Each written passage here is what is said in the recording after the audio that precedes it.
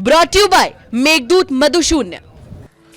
थक गए? हाँ, मुझे डायबिटीज है। ये लो मेघदूत मधुशून्य, एनर्जेटिक रखता है। अरे वाह। मेघदूत मधुशून्य खाओ, फिट एंड फाइन हेल्थ बनाओ। जो स्वयं 1.5 साल से मंत्री बनने की लाइन में लगा हो, आज तक मंत्री तो नहीं बन पाया, दूसरों को मंत्री बनाने की ठेका लेके घूम रहा हो, ये उसकी सोच की बलिहारी है। मूंगली दाल के हसीन सपने सबको देखने का अधिकार है। अगर कोई और भी सपना देख रहा है, भाजपा में जाके मंत्री बनना चाहता है, तो उसको मुबारक। और समाजवादी पार्टी में कौन आ रहा है, कौन जा रहा है, भारतीय जनता पार्टी और भारतीय जनता पार्टी के अलायंस दल को रिपोर्टिंग करने का कोई नैतिक अधिकार नहीं है। समाजवादी पार्टी के वरिष्ठ नेता स्वामी प्रसाद मौर्य हमारे साथ हैं बात करने के लिए। सर, 2024 का चुनाव आप लोगों के सामने है और समाजवादी पार्टी कह रही है कि एनडीए पर पीडीए भारी है, लेकिन कैसे? क्योंकि समाजवादी पार्टी के तमाम दोस्त तो छोड़ करके जा रहे हैं। जयंत चौधरी भी अब कह दिए हैं कि उनको चावल नहीं, अब खीर पसंद आ रही है। देखिए, पहली बात तो समाजवादी पार्टी का जो भी विधायक है, समाजवादी पार्टी के साथ है। और समाजवादी पार्टी में कौन आ रहा है, कौन जा रहा है, भारतीय जनता पार्टी और भारतीय जनता पार्टी के अलायंस दल को रिपोर्टिंग करने का कोई नैतिक अधिकार नहीं। न वो हमारे प्रवक्ता हैं, न समाज पार्टी की तरफ से, समाजवादी पार्टी की तरफ से वो अधिकृत कोई बयान देने के लिए रखे गए हैं। रही बात जो स्वयं 1.5 साल से मंत्री बनने की लाइन में लगा हो, आज तक मंत्री तो नहीं बन पाया, दूसरों को मंत्री बनाने की ठेका लेके घूम रहा हो, ये उसकी सोच की बलिहारी है। मूंगली दाल के हसीन सपने सबको देखने का अधिकार है। अगर कोई और भी सपना देख रहा है, भाजपा में जाके मंत्री बनना चाहता है, तो उसको मुबारक।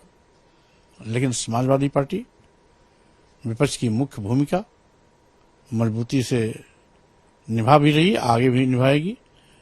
इस समय समाजवादी पार्टी के राष्ट्रीय अध्यक्ष अखिलेश यादव स्वयं विपक्षी पार्टियों के एकीकरण के लिए लगातार प्रयास कर रहे हैं और हम समझते हैं आज जिस तरीके से भाजपा के 9 साल के कार्यकाल में भाजपा का असली चेहरा सबने देख लिया कि जब से भाजपा सरकार आई, पूरे देश का नौजवान बेरोजगारी की त्रासदी झेल रहा है, महंगाई की आग में देश की जनता जल रही है। भाजपा सरकार आने के पहले जो डीजल 56 रुपए लीटर था, आज 100 के पास पहुंच गया है। जो पेट्रोल 65 रुपए लीटर था, 100 के पार पहुंच गया है। जो खाना बनाने वाला गैस सिलेंडर 250 रुपए में था, 1200 रुपए में पहुंच गया है। यानी जरूरत की हर रोजमर्रा की चीजों के दाम आसमान पर चढ़ गए हैं। जीएसटी लागू करने से आज महंगाई चरम पर है। यहां तक कि भाजपा सरकार ने तो बच्चों के मुंह के नेवाले को भी छीनने की कोशिश की है। दूध, दही, मक्खन, पनीर, मट्ठे पर भी जीएसटी लगा दिया और हालात बद से बदतर हैं। भाजपा सरकार ईस्ट इंडिया कंपनी के तर्ज पे काम कर रही है। ईस्ट इंडिया कंपनी फिर भी अपने राष्ट्र के प्रति समर्पित भाव से काम करती थी, भारत को जरूर लूटती थी, लेकिन यहां का पूरा का लूटा हुआ माल अपने यूनाइटेड किंगडम, इंग्लैंड ले जा करके सरकारी खजाने में डालती थी। लेकिन यहां तो उद्योगपतियों को मोटा करने में लगी हुई है। ये भाजपा सरकार आजादी के बाद पहली एक ऐसी असफल और निकम्मी सरकार है जिसने सरकारी विभागों को बेचना शुरू कर दिया। अपने इस कार्यकाल में जनता ने इनको सरकार चलाने का अवसर दिया। ये सरकार नहीं चला पा रहे हैं, बल्कि सरकारी विभाग बेच रहे हैं। सारे के सारे देश के बंदरगाह बेच दिए, एयरपोर्ट बेच दिए, एयर इंडिया बेच दिया, देश के सारे रेलवे स्टेशन बेच दिए, कई दर्जन ट्रेनें बेच दी, यहां तक कि LIC जैसी बड़ी संस्था जिसमें दसियों लाख लोग काम करते हैं उसको भी अदानी को दे दिया। तो कुल मिलाकर के जिन सरकारी विभागों में नौजवानों को सरकारी नौकरियां मिलने की उम्मीदें थी, इन्होंने उन सरकारी प्रतिष्ठानों को बेच करके, सरकारी विभागों को बेच करके उन नौजवानों की उम्मीदों का गला घोंटा है। और इसीलिए भाजपा की उल्टी गिनती की शुरुआत हो गई है।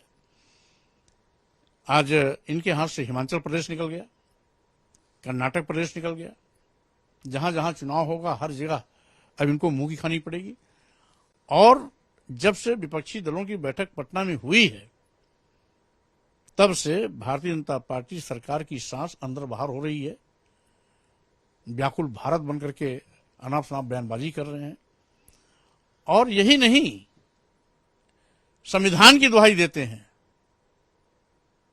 और संविधान प्रदत्त अनुसूचित जाति, अनुसूचित जनजाति, पिछड़ों के आरक्षण को खत्म करने पर आमादा हैं। देश की दुहाई देते हैं तो देश की राष्ट्रीय संपत्ति को बेचना शुरू कर दिया। लोकतंत्र की दुहाई देते हैं तो लोकतंत्र को खत्म करने के लिए ED, CBI, इनकम टैक्स का दुरुपयोग कर रहे हैं। और यही नहीं, जो इनको दिलो जान से चंदा पैसा देकर के इनकी सरकार बनाई, हमारे व्यापारी वर्ग, GST के जांच के नाम पर उन लघु और मध्यम श्रेणी के व्यापारियों को भी बड़े पैमाने पर धनाधोहन का शिकार बनाया जा रहा है। तो स्वाभाविक रूप से अब तो इनके काले कारनामों का जवाब देने का वक्त आ गया है। और यही कारण है कि आज भारतीय जनता पार्टी विपक्षी एकता को देख करके घबराई हुई है, अनाप शनाप बयानबाजी पर उतारू है। इनके सहयोगी दल भी उन्हीं की भाषा बोल रहे हैं।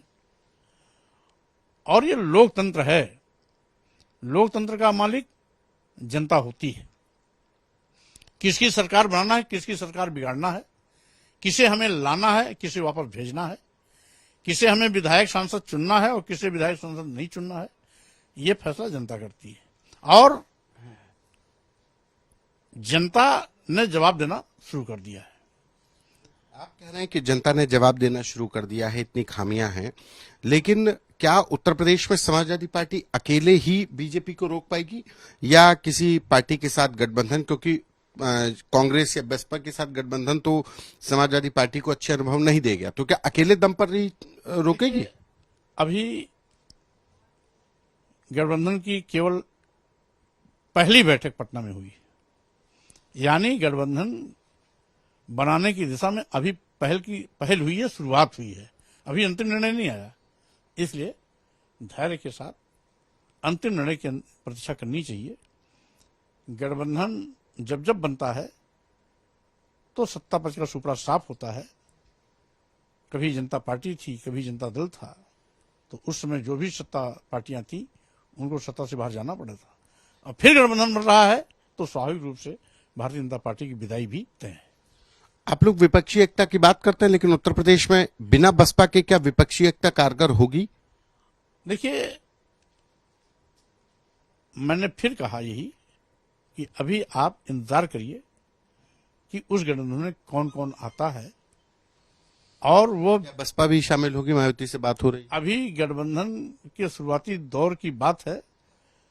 अभी कुछ लोग आएंगे, कुछ लोग इंतजार कर रहे हैं, कुछ लोग देखेंगे गठबंधन मजबूत हो गया है कि नहीं हो गया है, सब आकलन करके आएंगे। लेकिन देर सवेर अभी सबके लिए दरवाजे खुले हैं, जो भी आएगा स्वागत है, और जो नहीं आएगा वो भाजपा के साथ उसकी विदाई भी होगी। आप तो कह रहे हैं कि लोग आ रहे हैं, उनका स्वागत है, तमाम लोग आ रहे हैं, लेकिन आपके साथ में जयंत चौधरी थे, वो फिर वही सवाल कि वो तो टाटा बाय बाय कर रहे हैं आपके। अब उनके ट्वीट का लोग अर्थ का अनर्थ निकालने में बात दीगर है, लेकिन अभी जयंत चौधरी जी एक बहुत बड़े राजनीतिक परिवार से निकल के आए हैं।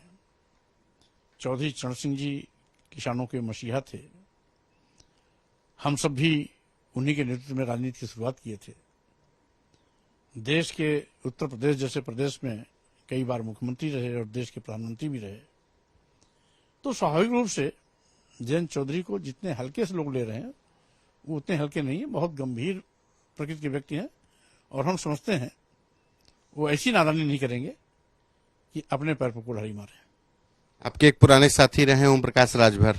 ओम प्रकाश राजभर तो कह रहे हैं कि समाजवादी पार्टी में चूंकि वो एक दलितों के और अनुसूचित जाति के एक बड़े नेता हो गए थे, तो इसलिए अखिलेश यादव उनको पचा नहीं पाए, और आप उसी समाजवादी पार्टी में नेता हैं। क्या कितना सही है आपके पुराने साथी का बयान? अपने मुंह मियां मिट्ठू बनना अगर किसी को अच्छा लगता है तो उसे मुबारक हो, लेकिन राजभर जी क्या हैं ये सब जानते हैं। उनके विषय में मैं कुछ भी नहीं कहना चाहता। वो समाजवादी पार्टी गठबंधन से हटने के बाद लगातार मंत्री बनने की कवायद में लगे हुए हैं। भाजपा उनको जल्दी मंत्री बना दे, मेरी भी शुभकामना उनको है, लेकिन वो समाजवादी पार्टी के कोई राष्ट्रीय प्रवक्ता नहीं है कि समाजवादी पार्टी के विषय में वो कोई खबर दें। लेकिन वो कह रहे हैं कि सपा बसपा कांग्रेस एक साथ नहीं आएगी तो भाजपा को रोक भी नहीं पाएंगे। वो तो सपा बसपा और मायावती के भी हिमायती हो रहे हैं। वो सलाह बीजेपी को दें, बीजेपी के साथ है तो बीजेपी को सलाह देना चाहिए। वो समाजवादी पार्टी की चिंता क्यों कर रहे हैं, बीएसपी की चिंता क्यों कर रहे हैं? समाजवादी पार्टी बीएसपी कभी गठबंधन किया था तो इसलिए अभी गठबंधन की पहल हुई है, अभी गठबंधन अंतिम रूप में नहीं आया है। पहल होते ही सारी विपक्षी पार्टियां, सत्ता पक्ष के लोग और उनके सहयोगी दल सब घबराए हुए हैं, तो स्वाभाविक रूप से विपक्षी गठबंधन का डर और भय सत्ता पक्ष को सता रहा है, और इसका अंतिम रूप आएगा तो स्वाभाविक रूप से जो भी स्वरूप बनेगा वो चौंकाने वाला होगा। विपक्षी एकता की बात करते हैं, लेकिन आप बसपा के पूरे कैडर के और पूरे मतलब कहा जाए कि बसपा को ऊंचाइयों पहुंचाने वाले नेता रहे हैं, तो क्या मायावती के बिना या बसपा के बिना बीजेपी को रोक पाना संभव है? हमने कहा यह अभी कुछ भी कहना जल्दबाजी होगी, आगे आगे देखिए होता है क्या। एक आखिरी सवाल है। मध्य प्रदेश में एक घटना हुई, आदिवासी जो व्यक्ति था उसके ऊपर बीजेपी का एक नेता वो उसके ऊपर पेशाब करता है, और फिर उसके बाद मध्य प्रदेश के मुख्यमंत्री शिवराज सिंह चौहान उसका पैर धोते हैं, माफी मांगते हैं, कहते हैं कि तुम मेरे लिए सुदामा हो और मेरी कभी जरूरत होगी तो बताना। कैसे देखते हैं ये हृदय परिवर्तन? वास्तव में एक घटना से लेकर के बीजेपी के जो मुख्यमंत्री हैं उनको दुख हुआ होगा, कैसे देखते हैं? देखिए, उस सीधी पेशाब कांड के पीड़ित के बाबत मैंने अपने सोशल मीडिया पर उस खबर को डाली हुई थी। उसी के बाद माननीय मुख्यमंत्री मध्य प्रदेश श्री शिवराज सिंह चौहान जी का बयान भी आया कि कार्रवाई भी करेंगे।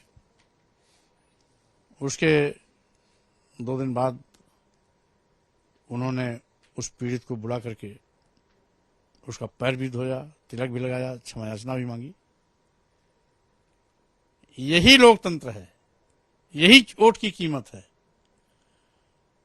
भाजपा अभी माहौल की मजबूरी तो नहीं, मध्य प्रदेश में चुनाव है। भाजपा का वहां पर इस बात को भय सता रहा है कि आने वाले विधानसभा चुनाव में मध्य प्रदेश के सारे आदिवासी दलित पिछड़े मिल करके भाजपा का सुपड़ा न साफ कर दें, इस डर से माननीय चौहान जी ने ये काम किया है।